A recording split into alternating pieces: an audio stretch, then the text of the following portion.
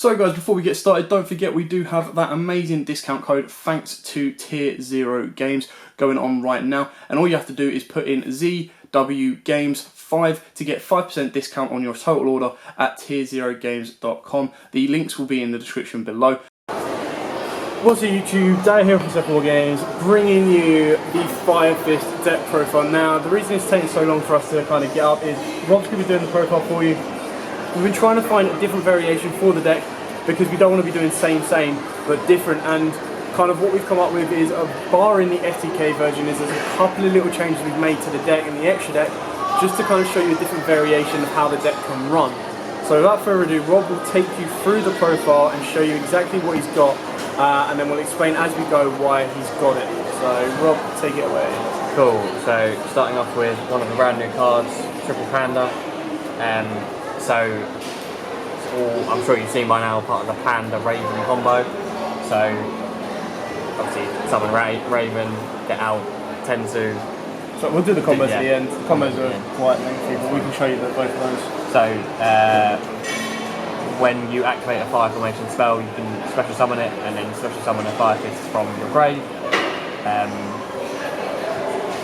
And then if a Fire Fist would be destroyed by an opponent's card effect, you can send a fire formation to the grave and obviously it hits instead. Obviously with the wonderful new Eagle link, you don't have to send for cost, which is wonderful. Going back in time, we have triple Fire Fist Dragon. 3 overpriced super. Yeah, we won't talk about the price. Basically a monster reborn on legs for the deck. It's a soft once per turn, so if you have multiple dragons you can use each one. Obviously if you once it's on board and then you activate a fire formation spell or trap, then you can set one from deck. So again, it's a free search. Some one-offs, so Buffalo and Bear. Buffalo is obviously a free summon from Grave. Free summon from Grave. Brain's not working today. And Bear is obviously a free monster pop either for a problematic monster that you need to get rid of, or you can pop your own Tiger King and then summon 2 from deck. That's the majority of what people do. Yeah. You pop your own Tiger King and summon 2 dragons, and then that gives you 2 more summons. And you just loop from there, really. Plays for days. 2 Rooster. Basically, the garnet of the deck. You never actually want to see Rooster in your opening hand, but you do more times than not. It's not ideal. We were considering cutting it just to 1, but then if you open it and you've got no way of getting it out of your hand, then it sucks. Yeah, it's so. That's the thing. You could play around with the ratio so much, but you could end up doing more bad than good. So it's a bit difficult to mess around with it. Back to new cards. So we have the Triple Elephant. Obviously, it's a free summon from hand if you have Eagle One, but then again, you could just, if you've already used your Tenki search, just send it. There you go. Carry on your plays, and then you can obviously shuffle one from whatever you sent to Grave. You can then shuffle from Grave to search your level 5 or higher. So you can even search Panda, or you can search a new ritual. Triple Raven. So this, I think, is taking people by more surprise, the fact that it's actually being played now, whereas it wasn't really played before. It's obviously a free search. Soft once per turn, so it's a free set which gets past Ash. And you're basically setting your Tenki, your Tensus, any of the spells basically, so your fusion spell, the field spell, and the ritual spell, so all the new stuff is just set in for you for nothing. And obviously it's an Almanage target as well as being a link-free target as well. Something a little bit different, most people are playing 2 of it, so Spirit and 1 Leopard. We were umming and ahhing over Spirit again, whether to play 2 ofs, but it's another one of the ones that you're using your normal summon on the Raven and you're using your additional normal summon on either an Elephant or a Dragon, so you don't actually have, going first or second, you don't have a Spirit play to make. It's a good play to make, so if you're relying on it, you search it out, and then obviously the whole idea is with your spirit, you need to then be able to revive either a rooster or a leopard, so you need that other piece in the graveyard to make it worthwhile. You can turn it straight into an Almanage, but you're not getting an additional search off like you would with Raven. It is the only way to get into the Synchro, and the Synchro is only good to be able to bring the rooster out to do your additional things. It then means you can't play your panda combo, so you have to do the panda combo before that. So there's a lot of restrictions running around it, and the majority of times we didn't want to like involuntarily see it in our hands. Like if you see it in your hand and you don't want it there, it was going to kill you more times than help you. And that's where the Tenki comes in, that when you do want it, you search it out and get what you need. So that's kind of why we went to drop it to 1. One of the new ritual, so monster negate. One's more than one's more than enough for this, because you can loop it with dragon if it leaves the board. The whole idea with the Fire Fist is you set up a board with a couple of negates, stop your opponent going off, and then OTK in the next turn. The one thing it doesn't have right now is it doesn't have, apart from a spell card later on in the day, it doesn't really have ways of breaking boards. So you've got to be very, very careful with how you kind of proceed with the plays. Only 3 hand traps, triple ash. It's typically one of the most universal and bulk standard hand traps to use. There's not really much to say about it. Triple Tenki. It's Tenki. What else do you say?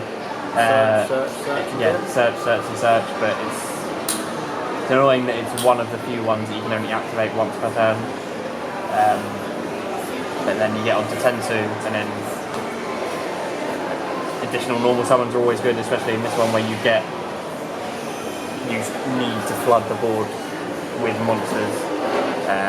Obviously then you can just, if you had Eagle out, you can just bounce it back and then activate it again, and then keep going off if you had to search Panda through other methods.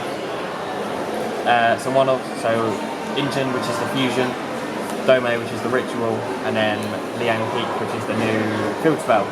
So Injin is literally, so they're all continuous, not as opposed to like an actual ritual spell. Injin, when it's sent, gets you a Fire Fist back to hand. Dome is a monster reborn, and Liang Peak, so people are playing the Glad Beast Heraclinos in the extra deck, because obviously once you get 10 counters on this, you can then just summon it for free. You can also play Leo Dancer and 4, the Nordic Beast as well. So 4 is just a big beater with an additional negation effect. Leo Dancer is just basically a giant beat monster that's nearly indestructible.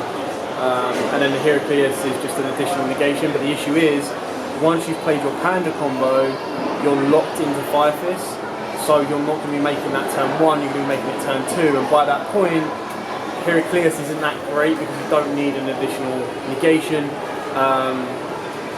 So that's why we've kind of cut it down to 1. The better effect is when you've got 2 tokens. If you're in your battle phase, your opponent can't take card effects. And the 6 tokens, you search out a Beast Warrior, so it's an additional search if you need it. But again, it's a little bit slow. Because it counts as a fire formation, you can set it and search it a lot easier, which is why we played down to 1. Domi, people were playing it at 2. We've again cut it down to 1 to put in some other cards, and the reason we've cut it down to 1 is the best combo with it requires you to activate it twice. It's a bit more of a later game sense that you have this active, you pop it, and then you set another one and activate it for a ritual summon. But because we're only playing the 1 ritual monster, the chances are when you've used the first one, you've already got your ritual monster on board, so you're not going to need to ritual summon it again. The only reason you have a second one is so you activate it as a monster reborn. But because it only brings back a Fire Fist, we thought it's better off putting a monster reborn in the deck, so it's a bit more generic, and of course you can steal from your opponent's graveyard. 2 little extenders and 1 off, so Foolish Barrel and Monster Reborn. Sometimes you just need to get that extra body in the grave to bring back with Panda or. So I mean, the ideal targets for the Foolish Barrel is the Foolish Barrel with your spirit to make your spirit live, Foolish Barrel or a Rooster so you don't risk your evil being hit with a Ghost Ogre, and the other one is sending a Buffalo for a free summon. Alternatively, you could send a Dragon as well, so you have a revival for that to then revive again and also go. So there's a couple of reasons we play Foolish Barrel. Don't want to be hand trapped. Call by the Grave. You need your stuff to go off. You can't afford to.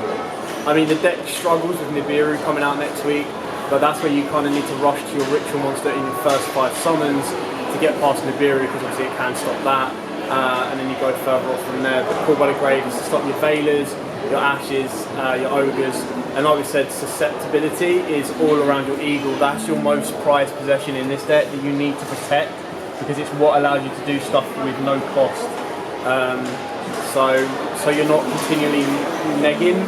You want to make sure that your Eagle stays untouched where you can.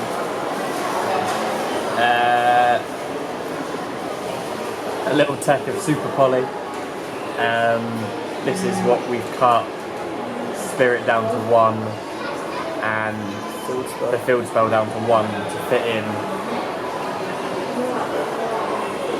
Obviously you can summon Swan, obviously the new fusion monster with it, using your own monsters if your opponent was going to get rid of them in some way. But then at the same time it's a nice little board breaker against, say, Thunder Dragons or Dangers or... That's pretty much what it can help you clear those problematic monsters in a way. Obviously it depends if it's slightly situational, but you can't really not play Super Poly today because it hurts too many decks. And then 2 traps, 2 ultimate fire formation Sinto. So it is a little bit restrictive because you have to have a fire formation and a Fire Fist monster to negate only a spell or trap effect. So it's not great, but it's still good. Obviously all the fire formation stuff is searchable, so you just search it out as soon as you need it, set it, and then you've got a free spell and trap negate. So as long as you've got a monster and a spell. So that's it for the main deck. 40 main deck. The temptation to bump up to like 42 is so high. Like, kind of want to get Ogres in there or Veilers in there, just something else to stop my opponent. But I suppose it's got the side decks going to come in a bit more importantly, and kind of move it from there. Onto the extra deck. So we'll start with new stuff. 2 Eagle. That's hard. Yeah, like this is what has brought the deck back. The fact that you don't have to send your fire formations or your Fire Fist to cost. The fact that you can just bounce 1 to hand. So if it's a 10, so you just bounce it and then you can activate it again, and then bounce to 10 key, use bounce it to 10 again. key, yeah. So it's what's made the deck just. People are saying broken, but yeah, just brought it's not broken. No. It's made it modern. Yeah. Just going for all the Fire Fist stuff. Yeah. 1 Peacock. Again, we were rolling an Ari over this ratio. Don't think you'll ever need to make 2 of it. It's people are saying it's like a mini barrel load for stealing a monster.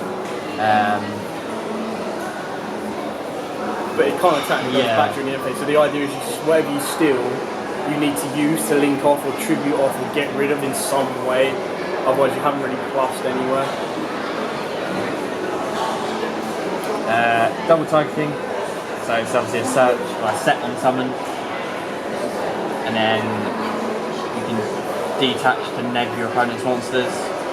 Obviously when it's popped, you can pop it to summon 2 Beast Warriors.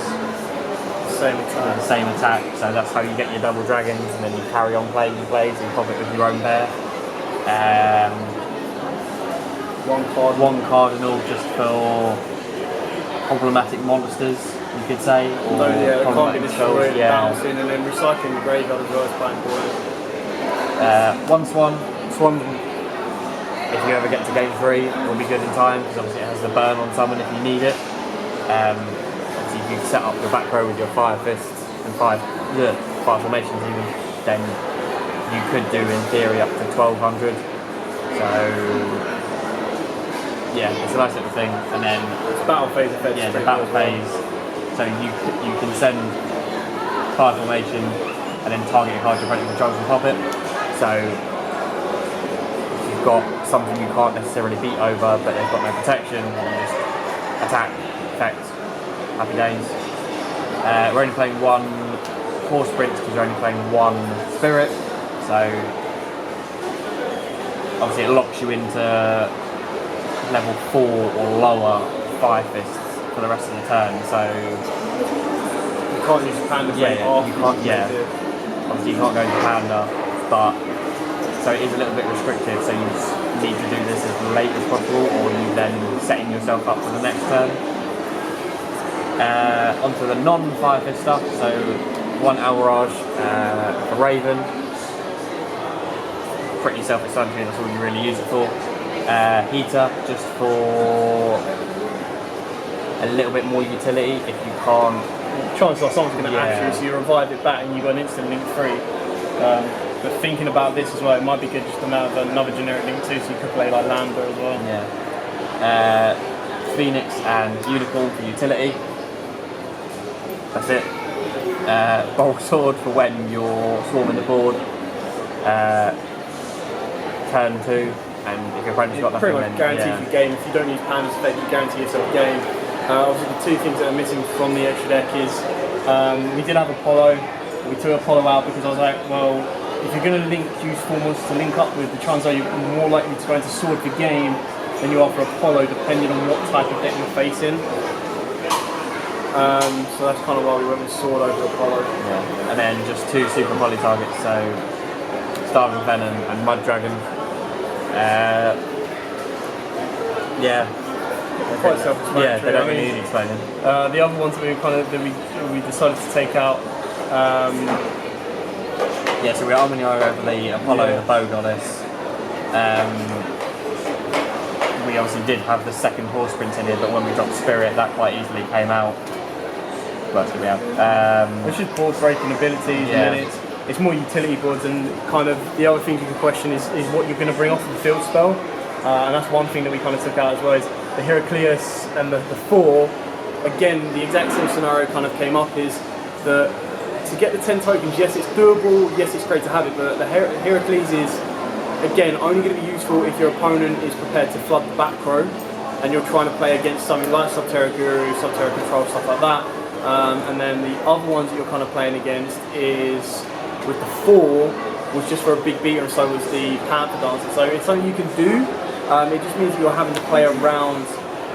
It's either or. You're either going for those type of plays, or you're going for the super poly plays. And I kind of think that the super poly plays gives you a more generic balanced play. So no matter what first game one you play, and no matter who you play against, you've got a nice way of kind of beating it. You've got a fair chance of doing something in the game. And then if you feel that your opponent has heavy beaters, or if your opponent has something that you feel that a Heracles or a 4 or even a Panther Dancer, I keep getting this wrong, Leo Dancer is going to do for you, and of course you put those in. So it just gives you a little bit more to play around with, and kind of go from there. Okay, so now as promised, what we're going to do is we're going to quickly blitz you through the two card combos. First, you need Raven and Panda, and then the other one is Elephant and like a Tenki or a Tensu. So what we're going to do, ideally you want a Tenki, is you normal summon the Raven you link off into Almanage, use the effect of Raven to search you out your Tenki, you activate your Tenki, effect to search out your Dragon, and then you're going to chain your Panda because you've used the Tenki effect. Your Panda is going to summon, let's do this so you can see the full beautiful map of Fire Fist. Panda is going to use his effect to revive your Raven. You're then going to link these guys together to go into your Eagle. Now, before you link off, you could get rid of the Almanage, put the Eagle up here, or you can keep your Almanage for a bit of protection, just a little bit more extension. Your Raven's then going to go off to set your Tensu, and then you're going to activate your Tensu. You're going to use the normal summon of your Dragon. Now, it's important you do the normal summon of your Dragon now, because then what you can do with your Eagle is you add the Tensu back to your hands, and then you get to send one through the deck to the grave, and you want to be sending your Rooster. There we go. Send the Rooster to the graveyard. You then get to activate your Tensu, triggering Dragon's effect to set yourself a Sinto. You then use Dragon's effect to revive the Rooster. You use Rooster's effect to search you out the Ritual Monster. Then you use Rooster's second effect, where you would normally send, you would actually just get to set nice and easily the Ritual spell. And then you activate the Ritual spell, getting rid of your Rooster, getting rid of your Dragon, and going straight into the Ritual. Now this one just gives you a nice monster negator, a nice generic spell or trap negator. If you want to on this one, rather than send it for free, you can send this and it will revive the dragon if you want it to. But of course, you then need to make sure your dragon survives to get the most out of it. Alternatively, you could bring back the panda, and panda can give you a bit more protection on your board alongside your almanage. So that's it, you still have 3 more cards in hand. They could be pretty much anything you want to kind of go off with. The second combo relies on Elephant and Tenki. Now, the way this works is you activate your Tenki, you search yourself out a Raven. It's important that you have Tenki because you need something to send off of Elephant. You then normal summon your Elephant, using Elephant's effect to send Tenki to the graveyard to summon the Raven. You then use Tenki's effect to spin it back to the deck to search out, not Tenki's effect, sorry, Elephant's effect to spin back Tenki to search out Panda. You then link Raven and your Elephant together for your Eagle. You then use Raven's effect to set yourself a Tensu. You then activate the Tensu, not requiring the additional normal right yet. Use Eagle's effect to spin the Tensu back to hand and send yourself a Rooster to the graveyard. You then activate your Tensu again, triggering your Panda. Panda then revives your Rooster. Rooster's effect then searches you out a Dragon, because don't forget you still have your additional normal for this. You can then use the effect of Rooster to set yourself the fusion spell. Inden. There you go, so that sets there. Use your additional normal for your Dragon. You then use Dragon's effect to revive your Elephant. You then have the ability for a rank 4 play should you wish. This can then be your Tiger King. Now by doing your Tiger King, the only thing you're going to really gain from this is the field spell, or unless you want to set your Sinto, it's entirely up to you. You can set your Sinto for rip protection, but obviously you want to be going for game, so you want to kind of push as many plays forward as you possibly can. Ultimately, there is a way of getting a bear on board, so instead of dragon you bring bear, but then you still need to be able to make your rank 4 plays. So this is just the base minimum of what you can do. Alternatively, what you could do is you could link this into the Peacock, and that's just if you want to steal one of your opponent's monsters. So it really depends on what you're facing as to what kind of play you would make with these. We're going to go with Tiger King just to get us the Sinto, so we've got a bit of protection. We're then going to activate Ingen to send our Rooster, and of course our Panda to the grave to summon out our Swan. Now I suppose in the thick of it, if you chose Tiger King to set the field spell instead and activate the field spell, you'd get 1 token. So if you're able to extend a little bit further to get 2nd token, it means your opponent can't use card effects during the battle phase, which is really, really cool. Alternatively, now what we do is we go into the battle phase. You can use Swan's effect to send this if you want to add one of these back from your grave, to your hand, or you just send them pop. You're then going to be going in for a 23, 27 and an 18, which is just shy of game, but you've ultimately been able to clear their board, and you have an additional negation off of Sinto as well. Like I said, depending on how far you want to extend and what else you can do, these combos can change and be made quite variant as you play them through. However, this is just kind of like a quick introduction of what the 2-card combos can do once you open them up.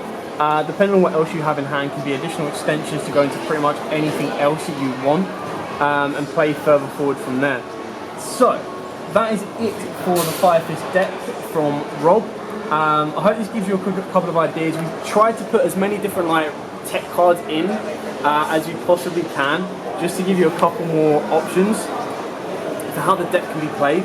So I hope it gives you a couple of ideas of making it a little bit different from everyone else's, and to see how it does in the upcoming format. Like we said, the combos are actually very, very fragile, but the deck itself is very, very fun to play and quite powerful. So we're still looking at ways of improving it and making it more consistent. You do have stuff like Cult Soldier Wolfbark as well, that can also be a very, very good introduction to the deck. But it serves the same purpose as Spirit, that you need to have something in the graveyard to make it a worthwhile summon. So I hope you liked it. I hope it gave you a couple of ideas. Again, please subscribe to the channel. We do have Mega Tins coming out this week, so we will be doing a case opening for those, just so you can see the ratios of your Nibiru's, your Dark Ruler No More, and of course the Banished Hand Trap, as well as obviously all the new signed artworks, and on top of that all the new prismatic rare cards like your Called by the Graves, your Monster Reborn, your Regekis, and all cards like that as well. But for now, thanks for watching. Don't forget to like, comment, subscribe, share, And until next time, guys, as always, happy dueling. What's up, YouTube? Dan here from War Games. Thanks for watching that video. If you liked it, please hit that big thumbs up button in the bottom corner as well. And don't forget to hit the big red subscribe button so you don't miss out on anything. Make sure you click that notification bell as well so you know every time one of our new videos goes up.